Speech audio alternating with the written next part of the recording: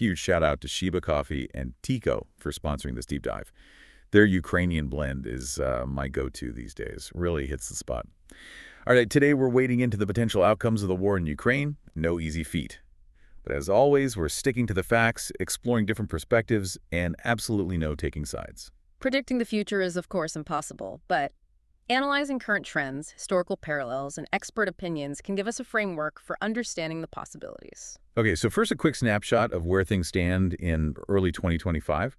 It's been a long road, this conflict simmering since the annexation of Crimea back in 2014, and then escalating massively in 2022. Right now, Russian forces occupy roughly 20% of Ukraine, mostly in the east. We're seeing intense fighting along the front lines with recent Russian advances, but also Ukrainian counteroffensives and cross-border raids. And the human cost is just staggering. Over 8 million Ukrainians displaced within their own country, another 8 million plus seeking refuge elsewhere.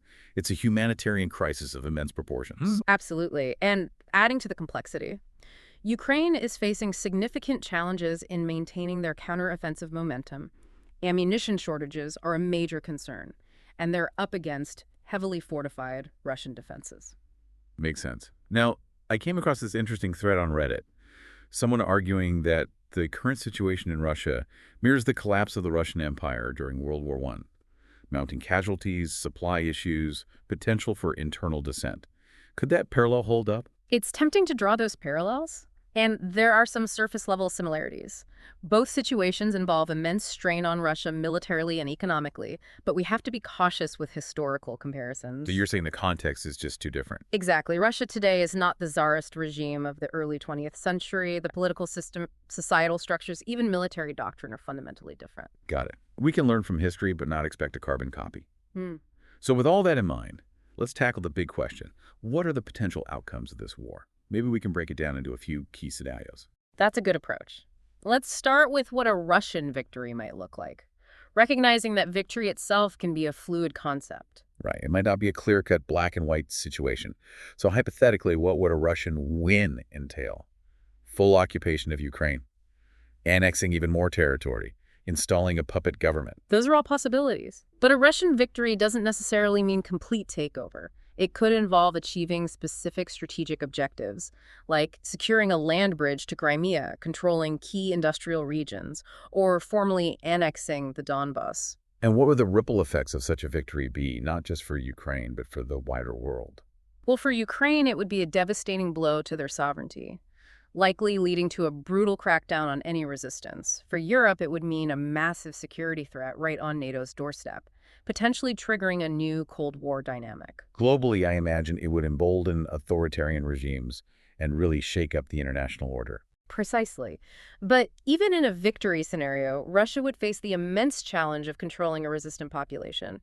We could very well see a protracted insurgency in Ukraine, which would be incredibly costly for Russia, both in terms of lives and resources. So a Pyrrhic victory, maybe. Okay. Okay, flipping the script, what would constitute a Ukrainian victory? And what would that look like? That's where things get more nuanced. Victory for Ukraine might mean different things. Reclaiming all lost territories, including Crimea, securing ironclad guarantees against future Russian aggression, or some combination of those goals. It seems like even if they manage to push Russian forces back, rebuilding their economy and ensuring long-term international support would be monumental tasks. Absolutely. And maintaining the military momentum for such a victory depends heavily on continued Western support, which is by no means guaranteed, especially as the war drags on. Right. The global political landscape is always shifting. So Right. we've got Russian victory, Ukrainian victory, both complex scenarios. What if neither side achieves a decisive win? A stalemate or a frozen conflict, as they're often called. That's a very real possibility. We could see a ceasefire agreement, but with both sides exhausted and entrenched, no clear winner. The question then becomes on what terms, which territories are controlled by whom, and how stable would such a ceasefire actually be? We've seen plenty of frozen conflicts throughout history that eventually flare up again, often with even more violence. That raises a crucial question. Is a frozen conflict with its inherent instability any better than a decisive victory for one side or the other? Okay, so 3 possibilities so far, but there's one more we need to consider. a negotiated settlement. Right. This is where things get particularly thorny. The prospects for meaningful negotiations depend on so many factors. The willingness of both sides to make concessions, the level of trust or lack thereof between them, and the potential for internal divisions within both countries. Realistically, the mistrust between Russia and Ukraine is immense, and their goals seem diametrically opposed. It's hard to imagine them finding common ground. And recent developments like former President Trump's offer to mediate add another layer of complexity. He claims to have Putin's agreement for immediate talks, but European leaders are wary of a dirty deal that might undermine Ukraine's interests. This is where it gets tricky. Trying to present these developments in a non-biased way, acknowledging different perspectives without endorsing or condemning any particular position. Absolutely. Our role is to provide context and analysis, not to advocate for any particular outcome. And this is where things get even more interesting. How so? I'm all ears. Because regardless of the outcome, this war's impact will extend far beyond Ukraine's borders. We're talking about a global humanitarian crisis with millions displaced and seeking refuge. But it goes even deeper than that. Right, you've got the economic fallout, food shortages, energy price spikes, the ripple effect of sanctions and supply chain disruptions. It's a global shockwave. And we can't forget the environmental devastation. Landmines, polluted waterways, entire ecosystems ravaged by the fighting. The long-term consequences are truly difficult to grasp. So what does all this mean for our listeners? For everyday people who might feel like this conflict is happening over there, far removed from their daily lives? Well, it underscores just how interconnected our world truly is. What happens in Ukraine doesn't stay in Ukraine. Take those food shortages we mentioned. They translate to higher prices at your local grocery store. The energy crisis could mean a heftier heating bill this winter. And beyond the economic impact, there's the moral imperative to care. Millions of innocent people are caught in the crossfire. Their stories, their suffering should resonate with all of us. It's a stark reminder that peace and stability are precious and fragile. Okay, so we talked about the potential outcomes, the global ripple effects. Yeah. But what are the key factors that will actually influence how this all plays out? What are the things to watch? Military aid to Ukraine is a major one. The types of weapons they're receiving, their effectiveness, and the speed of delivery will all have a significant impact on the battlefield. And then there's the question of Western sanctions on Russia. All right, how much bite do those sanctions really have? Yeah. Are they influencing public opinion within Russia? And is there a risk they could escalate the conflict? Those are critical questions. We also have to consider the internal stability of Russia itself. Is there potential for dissent, especially with growing economic hardship and mounting casualties? Could Putin's leadership be challenged? So understanding these underlying factors can help us make sense of the present and anticipate what might lie ahead, even if we can't predict the future. Exactly. But there's another layer to consider, one that's often overlooked: the psychological dimension of this war. We're not just talking about tanks and missiles, but about narratives, perceptions, and the will to fight. Okay, that's fascinating. Yeah. Tell me more about that. Well, on the Ukrainian side, there's a fierce determination to defend their homeland and their way of life.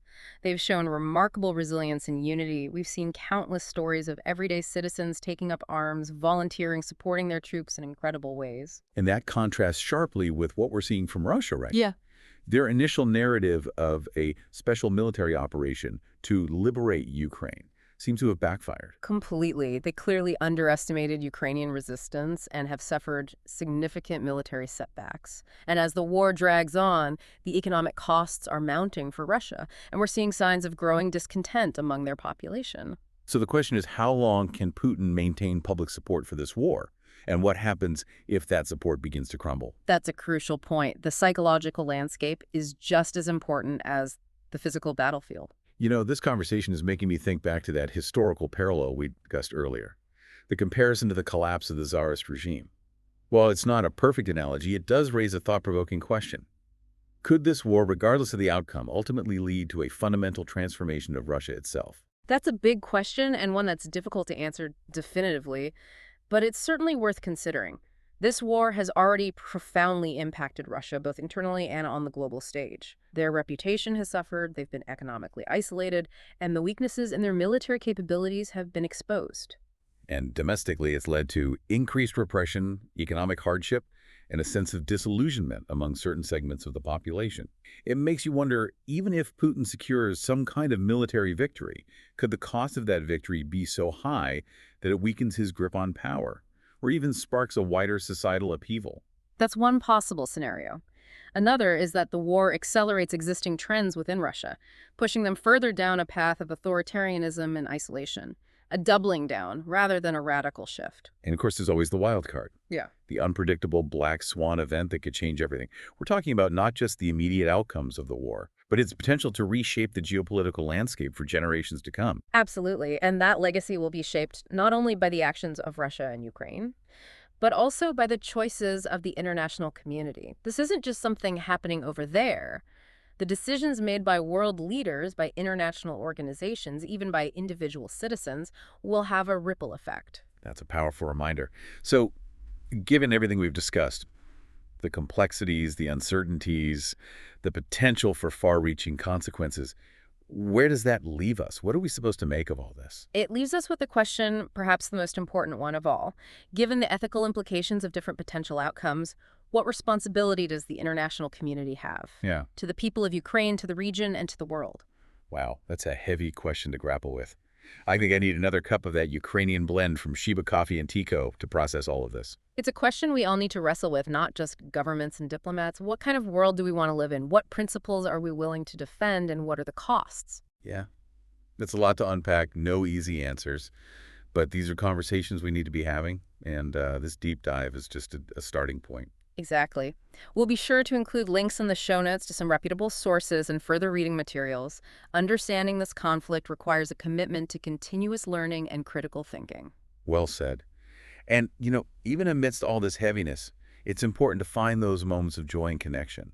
So grab a cup of that Ukrainian blend from Sheba Coffee and Tico, maybe share one with a friend, and keep these conversations going. Those shared moments of reflection, those thoughtful conversations, that's how we build a better, more informed, and hopefully more peaceful future. That's a perfect note to end on. Thanks for joining us on this deep dive. We'll be back soon with another fascinating topic. Until then, stay curious, stay engaged. And as always, thanks to Sheba Coffee and Tico for fueling our deep dives.